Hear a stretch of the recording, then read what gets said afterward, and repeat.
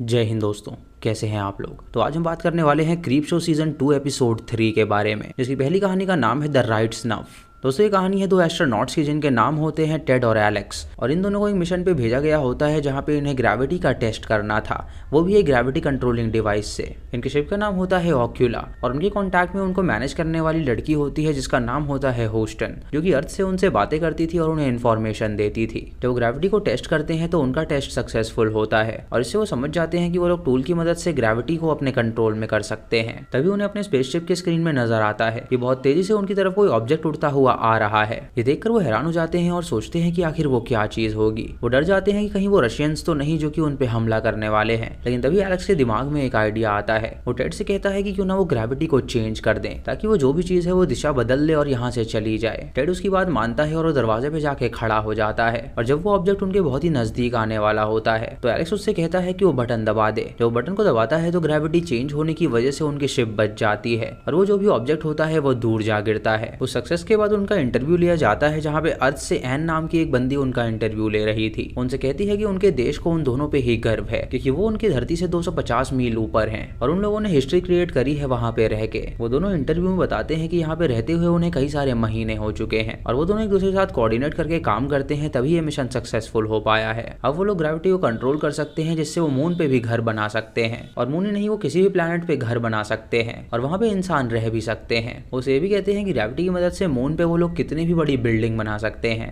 और वो बिल्डिंग वहां से कहीं नहीं हिलेंगी। ये सुन के एन खुश हो जाती है और वो एलेक्स से कहती है कि वो एक महान एस्ट्रोनॉट का बेटा है, और उसके पिता ने बहुत ही बड़ा काम किया था कि वो पहले इंसान थे जो कि मार्स पे गए थे, और वो जहाँ कहीं भी होंगे उन्हें ये देखकर बहुत ही प्राउड फील हो रहा होगा। जब वो इंटरव्यू बंद होता है तो एलेक्स को बहुत ही बुरा लगता है क्योंकि वो चाहता था कि वो अपनी आइडेंटिटी बनाए, ना कि उसके पिता की वजह से वो जाना जाए। वो टेड से कहता है कि उसे पसंद नहीं आया कि उसने उसके पिता का नाम लिया, तो टेड उससे कहता है कि उसने कोई बुराई नहीं करी है। वो बात अलग है कि उसकी पर्सनैलिटी और उसके पिता की पर्सनैलिटी में बहुत ज्यादा फर्क है, लेकिन उसे पूरा यकीन है कि वो भी एक दिन उनकी तरह ही महान एस्ट्रोनॉट बनेगा। उसके बाद एलेक्स अपने पिता की फोटो देखकर उन्हें याद करने लगता है, और तभी उसे स्पेसशिप के अंदर से कुछ आवाज आती है, मानो ही कोई उसकी जमीन पर क्रॉल कर रहा हो। जब वहां पर जाता है तो देखता है कि वहां पे कुछ भी नहीं है। तभी टेड वहां पर आता है और उन्हें ह्यूस्टन कॉल करती है और उन्हें बताती है कि अब वो लोग एक नए मिशन पे जाने वाले हैं। यहाँ धरती पे इंसानों ने एलियन से कांटेक्ट करने की कोशिश करी थी, और सरप्राइजिंगली उन एलियंस का जवाब उन्हें आ चुका है। वो लोग चाहते हैं कि उनका कोई होनहार एस्ट्रोनॉट उनसे बात करने के लिए जाए, और उन्हें वहां पे जाके सिर्फ उससे हाथ मिलाना है। ये सुन के एलेक्स और टेड खुश हो जाते हैं क्योंकि वहीं से उन्हें एक नया मिशन मिलने वाला था। लेकिन ह्यूस्टन उनसे कहती है कि इस मिशन के लिए सिर्फ एक बंदे को सिलेक्ट किया गया है, और वो टेड है, तो टेड पहला इंसान बनेगा जो कि एलियन से बातें करेगा। ये सुन के एलेक्स को बहुत ही ज्यादा गुस्सा आ जाता है क्योंकि वो भी उसकी तरह ही काम किया करता था, लेकिन उसे मौका देने के बजाय उन लोगों ने टेड को मौका दे दिया था। एलेक्स टेड से कहता है कि अब किताबों में उसका भी नाम लिखा जाएगा, वो पहला बंदा है जिसने एलियन से कॉन्टैक्ट किया था। टेड उससे कहता है कि क्या वो उससे जल रहा है, तो एलेक्स उससे कहता है कि उसे जलन क्यों ना हो, वो भी उसकी इतनी मेहनत करता है लेकिन उसका फल उसे ये मिला। ये सुन के टेड उससे कहता है कि वो बहुत ही महान एस्ट्रोनॉट है, तो वो अपने आप को अंडर एस्टिमेट बिल्कुल ना करे, और ये मौका उसके हाथ में नहीं था बल्कि ये गवर्नमेंट के हाथ में था, और उन्होंने मौका उसे दिया है तो वो इसको छोड़ना भी नहीं चाहता। उसके बाद वो लोग वहां पे जाने के लिए ग्रेविटी टेस्टिंग करने लगते हैं, लेकिन तभी अचानक एलेक्स एक बटन दबाता है जिससे टेड उस मशीन के साथ लॉक हो जाता है। टेड उसे दरवाजा खोलने के लिए कहता है, लेकिन एलेक्स की आंखों में वो देखकर समझ जाता है कि वो दरवाजा बिल्कुल नहीं खोलेगा।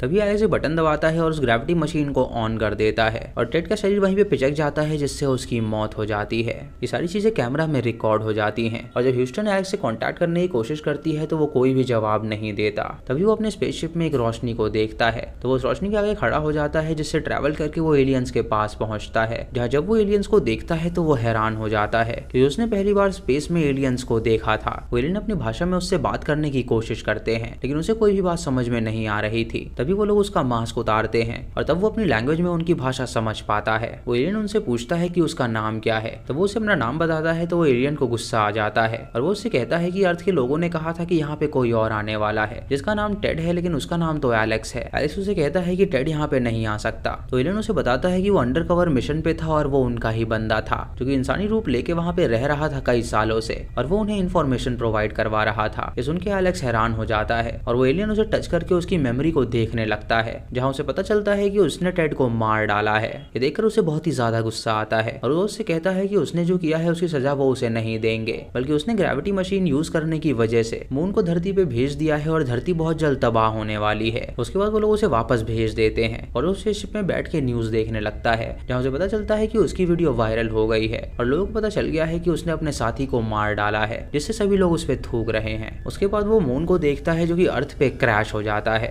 और वो समझ जाता है कि उसने बहुत बड़ी गलती कर दी और इसी के साथ ये कहानी यहीं पर खत्म होती है। दोस्तों दूसरी कहानी का नाम है सिबलिंग राइवलरी। इस कहानी की शुरुआत में हमें मैनचेस्टर हाई स्कूल दिखाया जाता है, जहाँ पे लोला नाम की लड़की अपने काउंसलर के पास बैठी हुई थी और वो उसे बताने की कोशिश कर रही थी कि उसका एक भाई है जो कि उसे मारना चाहता है। काउंसलर उससे कहती है कि वो उसे पूरी कहानी बताए, तो वो अपनी कहानी को स्टार्टिंग से स्टार्ट करती है और उसे बताती है कि कुछ दिन पहले वो अपने दोस्त के पास ही रात को रुकी हुई थी और जब वो रात को सो रही थी तो उसने अपनी दोस्त को देखा जो कि उसे किस करने की कोशिश कर रही थी, लेकिन उसने उसे हटा दिया और उससे कहा कि वो ऐसा बिल्कुल ना करे। उसके बाद जब वो घर वापस गई तो उसने अपने भाई को बहुत ही वियर्ड तरीके से बिहेव करते हुए देखा और जब वो स्कूल आई तो उसके पेट में दर्द होने लगा, उसे उल्टी भी हुई और उसे समझ में नहीं आ रहा था कि आखिर उसके साथ क्या हो रहा है। लेकिन शाम को जब वो घर वापस गई तो उसके भाई को उसने सर्च करते हुए देखा, जहाँ पे वो कुछ औजार के बारे में सर्च कर रहा था, मानो कि वो उन्हें खरीदना चाहता हो। काउंसलर सुन के उससे कहती है कि इससे कुछ भी साबित नहीं होता है, तो वो उसे बताती है कि उसका भाई उसे मारना चाहता है। काउंसलर लोला से कहती है कि वो इस बारे में अभी उसकी कोई मदद नहीं कर सकती। उसके बाद लोला जब बाहर जाती है तो उसकी दोस्त उससे मिलने आती है और वहाँ पे वो अपने भाई को देखती है और उसे रोकने की कोशिश करती है, लेकिन उसका भाई उसकी नहीं सुनता और तुरंत वहाँ से चला जाता है। उसके भाई के जो दोस्त होते हैं वो लोला को चिढ़ाने लगते हैं, लेकिन लोला उन्हें गाली देती है और वहाँ से भगा देती है। उसके बाद लोला जब अपने घर पहुँचती है तो वो देखती है कि उसके माता पिता वहाँ पे मौजूद नहीं है और वो अपने भाई एंड्रू को पुकारती है। उसे ढूंढने के लिए उसके रूम में जाती है, जहाँ वो देखती है कि उसने कई सारे हथियार ले रखे हैं। जब वो किचन में जाती है तो वो अपने पीछे अपने भाई को देखती है, जिसके हाथ में एक एक्स होता है और वो उसे मारना चाहता था। लोला उसे रोकती है और उससे पूछती है कि आखिर वो उसे मारना क्यों चाहता है, तो एंड्रू उससे कहता है कि वो इतनी भी भोली ना बने। उसे सब पता है कि उसने क्या किया है, लेकिन फिर भी वो इतनी भोली बन रही है। ये सुनकर लोला उससे कहती है कि अगर उसने उसे छुआ भी तो अपने माता पिता को सब बता देगी, तो एंड्रू उससे कहता है कि माता पिता पहले ही मर चुके हैं। लोला उससे कहती है कि आखिर उसने माता पिता को क्यों मारा, तो वो उससे कहता है कि उसने नहीं बल्कि उसने ही उन्हें मारा है। लोला को कुछ भी याद नहीं होता और वो उससे कहती है कि उसे याद है कि आखिरी बार उसने डैड को देखा था जो कि पैनकेक बना रहे थे और उसकी माँ उसे गले लगा रही थी। एंड्रू उससे कहता है कि उस रात जब वो अपनी दोस्त के घर से वापस आई तो न जाने उसको क्या हो गया था और उसके दांत बाहर निकल आए थे। जब उसकी माँ ने उसे गले लगाया तो उसने अपनी माँ की गर्दन ही काट खाई और उसके बाद वो अपने पिता के पास गई और उनका हाथ काट खाया, जिससे उनके माता पिता की मौत हो गई। तभी लोला याद करती है और उसे पता चलता है कि उसका भाई बिल्कुल सही कह रहा है। उसे पूछती है कि उनकी लाश कहाँ पर है, तो वो उससे कहता है कि उसे बचाने के लिए उसने उनकी लाश को डिस्पोज कर दिया है। एंड्रू उससे कहता है कि उससे बचने के लिए उसने कई सारी रिसर्च करी और उसे पता चला कि वैम्पायर्स को मारने के लिए उनकी गर्दन काटनी पड़ती है, इसीलिए वो एक्स लेकर आया है उसकी गर्दन काटने के लिए। लोला उसे रोकती है और उससे कहती है कि वो ऐसा बिल्कुल ना करे, ये सब गलती उसके दोस्त की है और उसे लगता है कि शायद वो वैम्पायर है और उसने ही उसे वैम्पायर में तब्दील किया है। कि उस रात जब वो सो रही थी तो उसने उसकी गर्दन पे किस करी थी, लेकिन वो किस नहीं बल्कि बाइट थी और उसे इस बात का पता नहीं लग पाया था। वो दोनों प्लान करते हैं और उसकी दोस्त के घर जाते हैं और उसे जान से मार डालते हैं और अगले दिन से उसकी दोस्त स्कूल आना बंद कर देती है। वो अपने भाई को भी काट लेती है, जिससे वो भी वैम्पायर बन जाता है। अगले दिन काउंसलर लोला को बुलाती है और उससे पूछती है कि उसकी दोस्त कहाँ गायब हो गई, तो लोला उससे कहती है कि उसे इस बारे में कुछ भी नहीं पता। जब काउंसलर वहाँ से जा रही होती है तो उसका भाई भी वहाँ पर आ जाता है और वो दोनों मिलकर उसे काट खाते हैं, जिससे उसकी मौत हो जाती है और इसी के साथ ये कहानी भी यहीं पर खत्म होती है। तो दोस्तों ये थी 3rd एपिसोड की कहानी, जहाँ दोनों कहानियां बहुत ही अच्छी थी। आपको कौन सी कहानी अच्छी लगी आप हमें कमेंट सेक्शन में जरूर बताइएगा। चैनल पे नए हैं तो इसे सब्सक्राइब करें और बेल आइकॉन दबाएं नोटिफिकेशंस के लिए, और दोस्तों वीडियो को लाइक और शेयर करना बिल्कुल मत भूलिएगा। तो मैं मिलता हूँ आपको अगली वीडियो में, तब तक के लिए जय हिंद।